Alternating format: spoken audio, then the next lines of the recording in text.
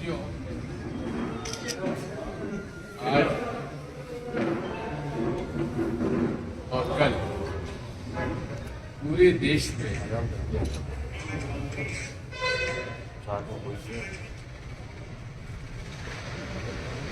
आज और कल पूरे देश में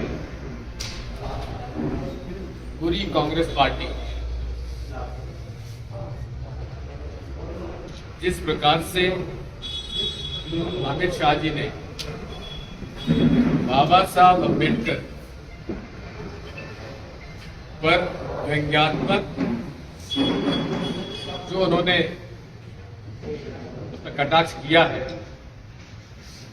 और जिस प्रकार से उनके नाम को अपमानित किया है, उस बात को लेकर पूरे देश में आज और कल सारे हमारे वरिष्ठ नेता जो सांसद सदस्य हैं, विधायक हैं, सेंट्रल वर्किंग कमेटी के मेंबर हैं, वो देश में पत्रकार वार्ता कर रहे हैं, चाहे जिला स्तर पर, प्रदेश स्तर पर, चाहे निर्वाचन क्षेत्र में प्रेस कॉन्फ्रेंस कर रहे हैं। उस संदर्भ में आज यहाँ मीटिंग बुलाई गई। 24 तारीख को पूरे देश के हर जिले से कांग्रेस पार्टी बाबा साहब अम्बेडकर की प्रतिमा से लेकर हमारे जिला कलेक्टर महोदय को हमारी जो मांग है कि अमित शाह जी ने जो अपमानित किया है बाबा साहब अम्बेडकर को, हम मांग करते हैं राष्ट्रपति जी से, महामहिम राष्ट्रपति जी से कि या तो वो माफी मांगे या उनको बर्खास्त किया जाए, और माफी मांगने के बाद सिर्फ नरेंद्र मोदी जी को बर्खास्त कर देना चाहिए। यदि नरेंद्र मोदी जी बाबा साहब अम्बेडकर और भारतीय संविधान का सम्मान करते हो तो अमित शाह जी से न केवल माफी मांगने के लिए कहना चाहिए, लेकिन उनको तत्काल गृह मंत्री पद से बर्खास्त कर देना चाहिए। ये पूरी घटना क्यों हुई, कैसे हुई, उसका मैं थोड़ा सा आपको आज ये वीडियो दिखाना चाहता हूं। क्यों कांग्रेस पार्टी लोकसभा और राज्यसभा में अडानी जी और मोदी जी के जो निकट के संबंध है, जो दोस्ताना है, वो उसी बात को लेकर ये सारा विवाद हुआ। तो मैं आपको अब ये दिखाता हूं।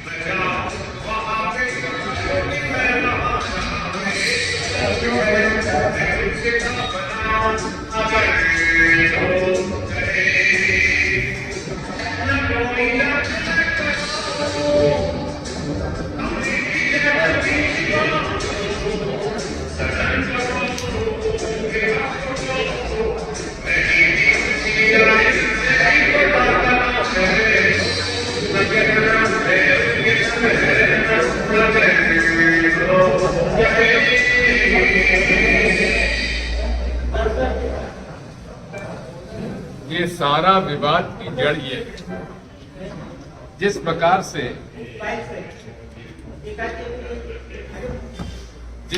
से पिछले 10 साल में मोदी जी और अमित शाह जी ने गौतम अडानी जी करोड़पति से अरबपति, अरबपति से खरबपति और खरबपति से पता नहीं और क्या होता है। करोड़पति से ऊंचा क्या होता है? शंखपति। बनाने में जो मोदी जी और शाह साहब का जो एक की योजना रही है, ये सारा विवाद उस बात का कि हम चाहते हैं कि देश में भारत का संविधान जो है, जिसकी रचना महात्मा गांधी, पंडित जवाहरलाल नेहरू, सरदार वल्लभ भाई पटेल, गुलाम आजाद और संविधान सभा ने बाबा साहब अम्बेडकर ये संविधान समिति का अध्यक्ष बनाया। क्यों बनाया? जब संविधान सभा के अध्यक्ष की बात आई तो महात्मा गांधी जी से तीनों लोग गए बात करने की, किसको अध्यक्ष बनाया जाए। महात्मा गांधी ने पता क्या कहा?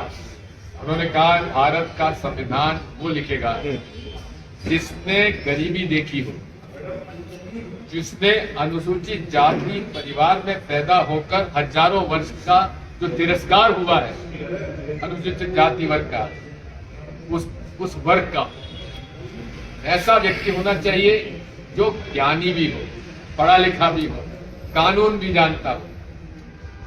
इन सब बातों से अगर किसी की प्राथमिकता के आधार पर किसी भी का चयन हो सकता था तो बाबा साहब अम्बेडकर के अलावा कोई। बाबा साहब अम्बेडकर कौन थे? एक सेना में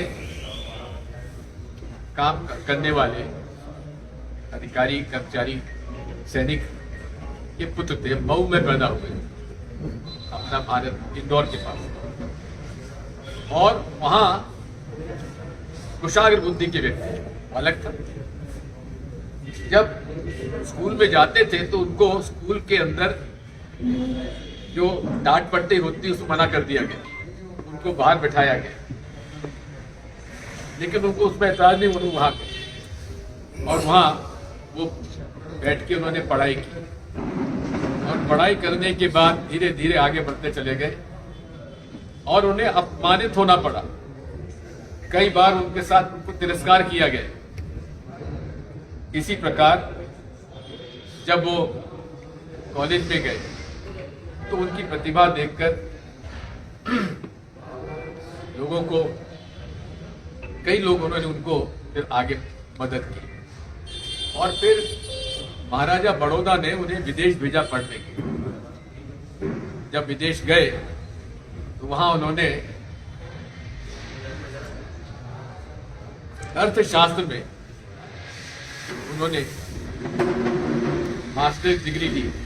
कोलंबिया यूनिवर्सिटी, जो सबसे बड़ी यूनिवर्सिटी मानी जाती है 10 यूनिवर्सिटी देश विश्व में, वहां से उन्होंने अर्थशास्त्र पर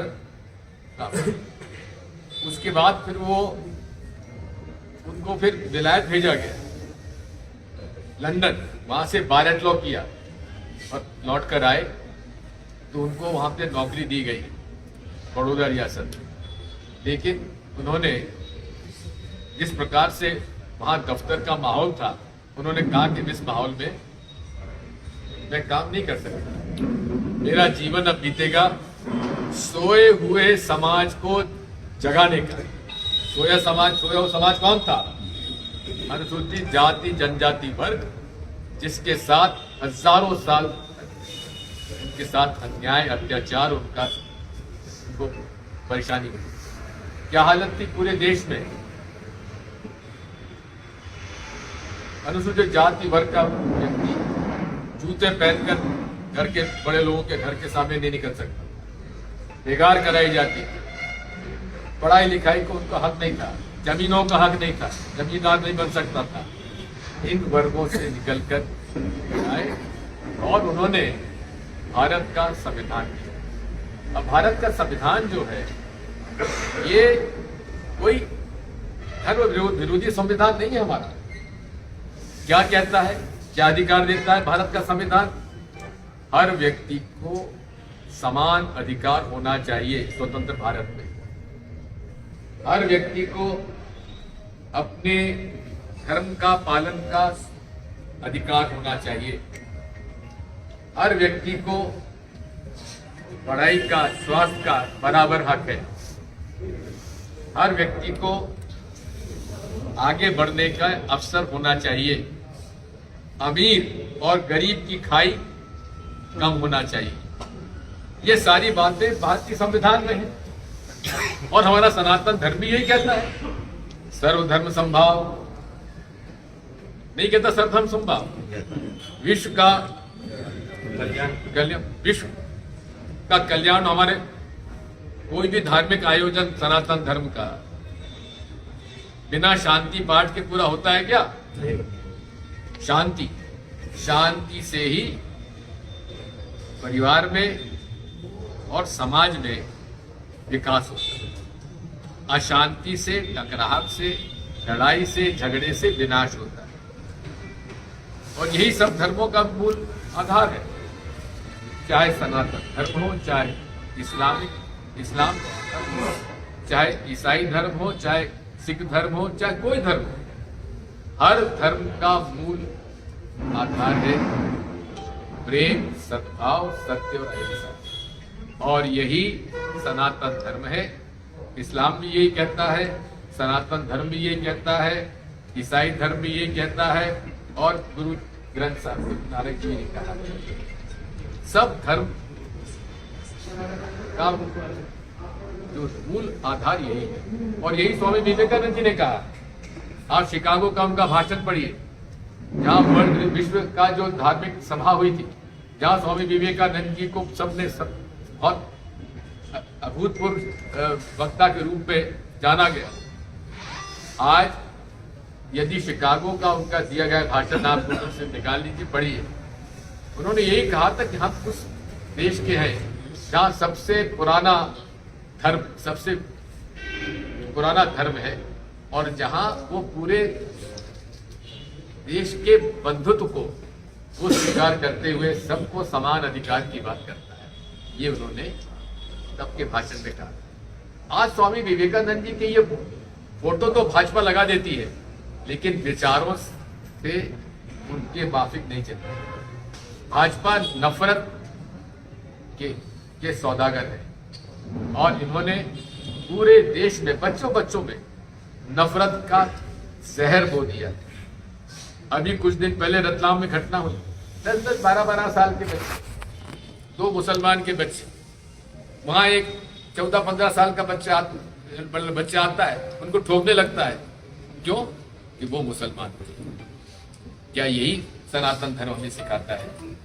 तुम बात करते हो सर्वधर्म समभाव, कहां तुम प्रेम, सद्भाव, सत्य, अहिंसा की बात करते? आज 2-3 दिन पहले मोहन भागवत जी ने बयान दिया, आपने पढ़ा है, देखा है? क्या कहा उन्होंने? उन्होंने कहा है कि आज पूरे देश में नेता मस्जिदों को खोदकर मंदिर ढूंढ रहे हैं, उससे कोई नेता नहीं बनता। कहा है उन्होंने? नहीं कहा। जब उन्होंने ये बात कही है, सही कही। अब मोदी जी भी कह रहे हैं कि हमें विश्व गुरु बनना है, विश्व बंधु बनना है। अगर विश्व बंधु और विश्व गुरु बनना है तो सभी धर्मों का सम्मान करना सीखो।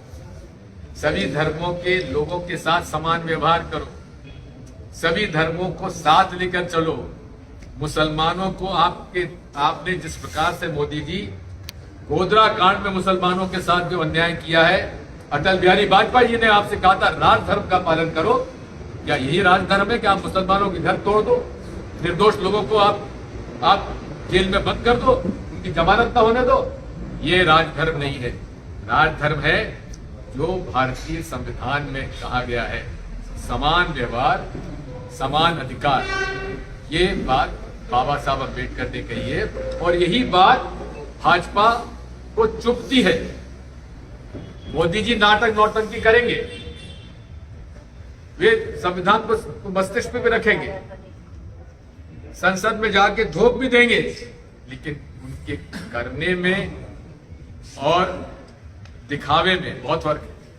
कथनी और करनी में यदि आज देश में या विश्व में कहता हूं कोई भी नेता के कथनी और करनी में कितना जितना अंतर है वो आप मोदी जी में देख सकते हैं। मोदी जी का आज का कुवैत का भाषण सुन लीजिए। इस्लामिक देश में जाकर वे विश्व बंधुत्व की बात करते हैं, धार्मिक सद्भाव की बात करते हैं, हिंदू मुसलमान एकता की बात करते हैं, लेकिन वहां से लौट के हिंदुस्तान में वो हिंदुत्व की बात करते हैं, बंधुत्व की बात नहीं करते। हिंदुत्व शब्द किसने दिया? सावरकर जी। और सावरकर जी ने अपने, आपको उसकी पुस्तक पढ़ी है, उन्होंने कहा है हिंदुत्व एक हिंदू की पहचान है। हिंदुत्व इसका धर्म से कोई लेना देना नहीं है। जब सावरकर खुद ही कह रहे हैं कि हिंदुत्व का हिंदू धर्म से कोई लेना देना नहीं है, तो फिर बार बार हिंदुत्व को हिंदू से धर्म से क्यों जोड़ा जाता है? सनातन धर्म के हम सब पालक हैं, हम सब मानते हैं, जितने यहां सब बैठे सब सनातन धर्म को मानते कि नहीं मानते? लेकिन सनातन धर्म में ये कहां लिखा है कि तुम मुसलमानों को मानो? आज हम लोग आयोजन करते हैं, क्या कहते हैं? हमारे नारे क्या होते हैं? धर्म की, अधर्म का, प्राणियों में और विश्व का। ये सनातन धर्म है। ये सनातन धर्म नहीं है कि हमारा कल्याण हो और हमारे दुश्मन का विनाश हो। हमारी लड़ाई तो नहीं सी, हमारे कोई आरएसएस के लोग दुश्मन नहीं, भाजपा हमारे दुश्मन नहीं है। हम लोग धर्म को मानते हैं क्योंकि धर्म जोड़ता है, राजनीति तोड़ती है। धर्म का हथियार राजनीति में नहीं होना चाहिए। हाँ, हमारी विचारधारा है, हम विचारधारा की लड़ाई लड़ेंगे, लेकिन धर्म को बीच मत लाओ। हम अधर्मी नहीं है। मैं चुनौती देता हूं भारतीय जनता पार्टी के पूरे देश के नेताओं को कि दिग्विजय सिंह अगर अधार्मिक है तो धर्म क्या है मुझे समझाओ। मेरी धार्मिकता सबके साथ समान व्यवहार और धर्मों के साथ मिलाकर मेरी धार्मिकता है।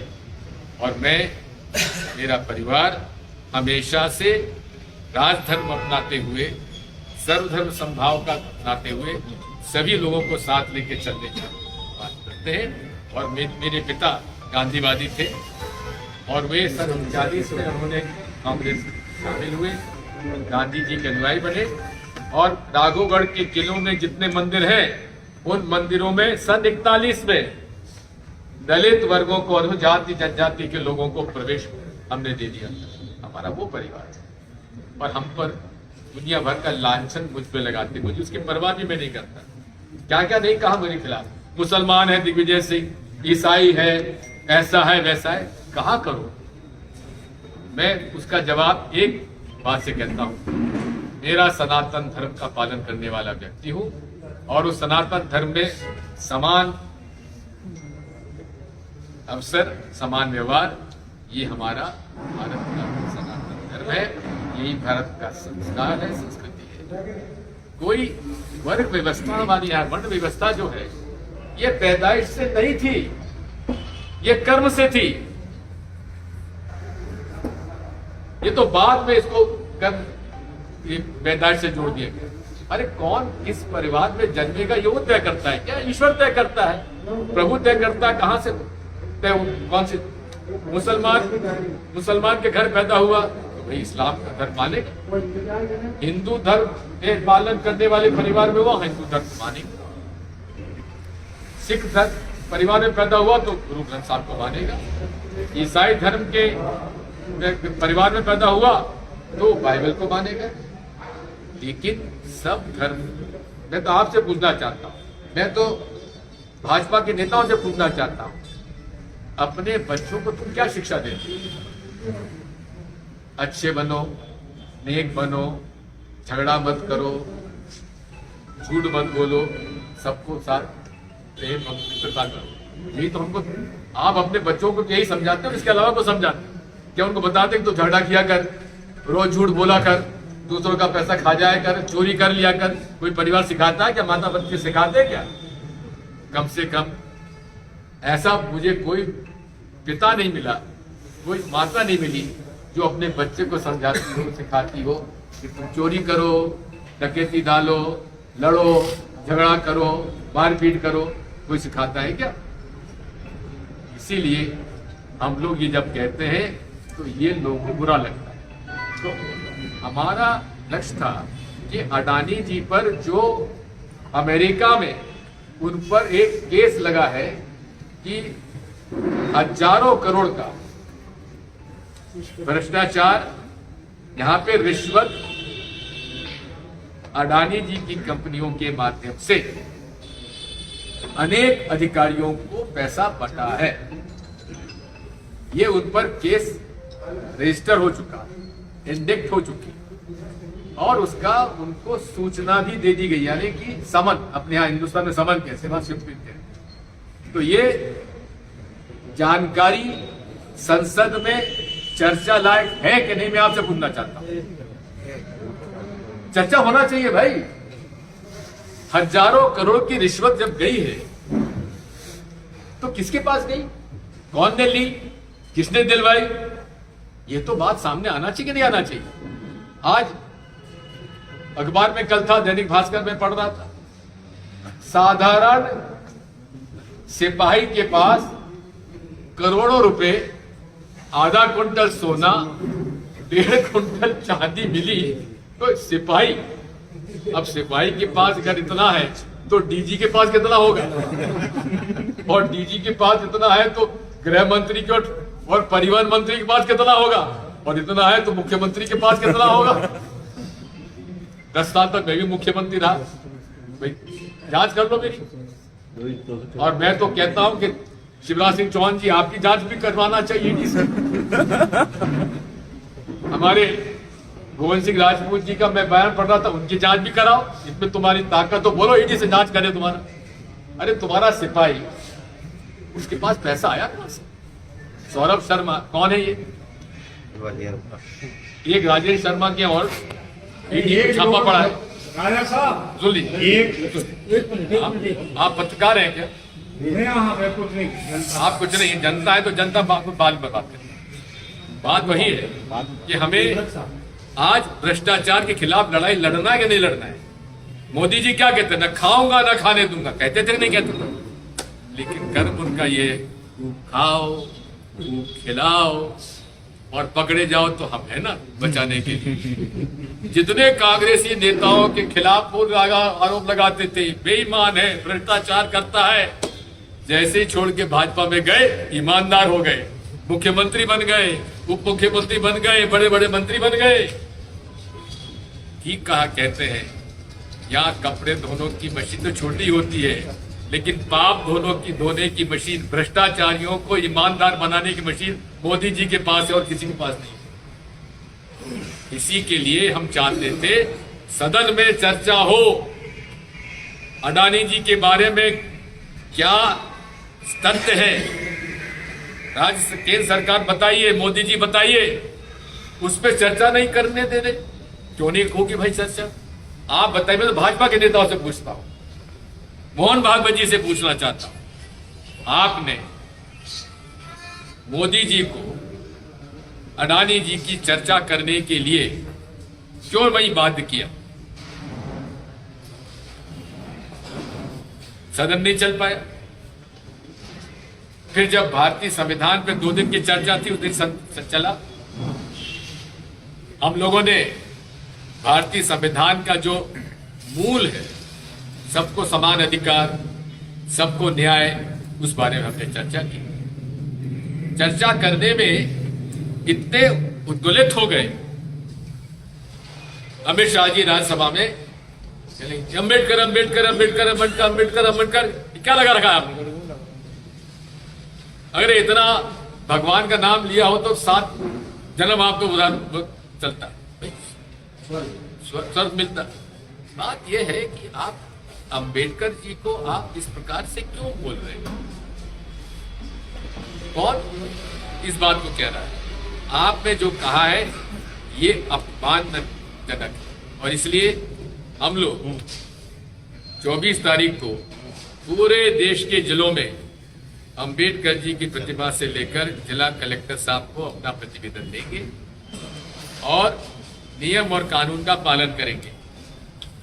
हम इजाजत मांगेंगे लिखित में और साथ में भारत माता मंदिर राजगढ़ का जो प्रतिमा है, भारत माता की जो प्रतिमा है, जहाँ की तिरंगा लहराया गया था, उस तिरंगा को हटाकर यहाँ के राजगढ़ के माननीय विधायक जी ने केसरिया झंडा जो लगाया है, अरे केसरिया झंडा लगाओ, मंदिर पे लगाओ। राघोगढ़ किले पे आज भी केसरिया झंडा लगा, जाके देख लो। लेकिन जहां भारत माता के मूर्ति के पर उन पे तिरंगा झंडा छोटा सा लगाया हुआ है, लगा के नहीं लगा, मैं आज देख के आया। तो बड़े झंडे पर तुमने तिरंगा क्यों हटाया? हम लोग मांग करते हैं जिला कलेक्टर महोदय से, हम 24 तारीख को जाएंगे, मैं तो नहीं रहूंगा, बाकी सभी लोग जाएंगे और जाकर आपसे अनुरोध है जिला कलेक्टर महोदय, या तो आप उस झंडे को उतार कर तिरंगा लगा दीजिए 24 तक, नहीं तो हम उसको उतारेंगे और भारत का तिरंगा झंडा उस पर हम लहराएंगे और भारत माता की जय बोलेंगे।